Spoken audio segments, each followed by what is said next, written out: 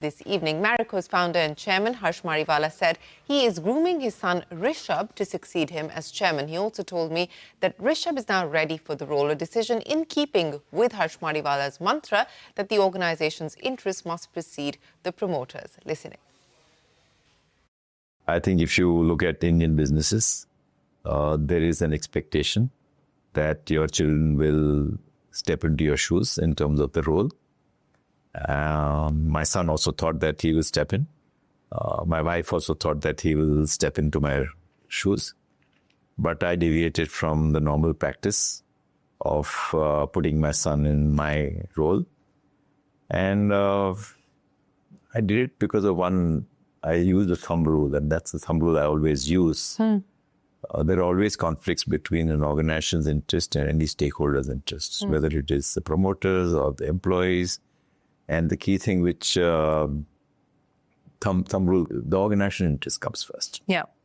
And that's the thumb rule I use when Shogata, who is the current managing director, came to me and asked me whether is there an opportunity for him to play or to become the MD, because that's his ambition. And I discussed that with my board at that time, and the board felt that, yes, I had steered the company for many, many years. I founded the company, and now it was time for me to step down and give him the reins. But I went through a lot of struggle in terms of the decision itself. What will I do? What will I tell my family? And of course, my wife and my son were unhappy that I did this. And socially also, when you go out, how come you didn't appoint your son? At that time, he was not fully ready. And I decided to take this step. But as I said, it's worked out well. It's worked out well for the organization. Our overall valuations have gone up. And our equations have improved dramatically over a period of time. At one point, we were like, not adversaries, but we had our own set of frustrations in dealing with each other. But now we are completely aligned. And now I am grooming him to take over Marico chairmanship from me over a period of time.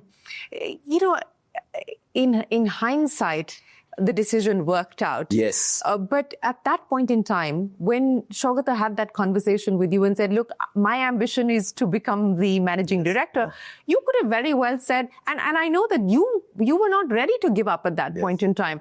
What made you say that this is the right thing to do for the organization, knowing fully well that you wouldn't have the buy-in of the family, you wouldn't have the buy-in of your son and your wife and others? So I think two things. One is we had to retain him. If he had not given him that role, he would have left. And he had made it very clear that he is ambitious, and which is fair.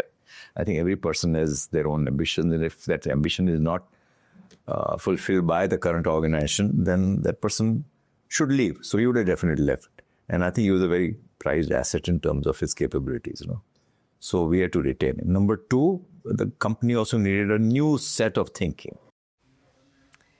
Well, that's a candid conversation there with Mariwala on a very significant but also a very tough decision that he decided to take many years ago. And of course, how that's played out for Marico as well as for the family. With that, it is time for us to wrap up this edition of Business 360. The news will continue right here on CNBC-TV18. Stay tuned. We're back in a minute. We're small.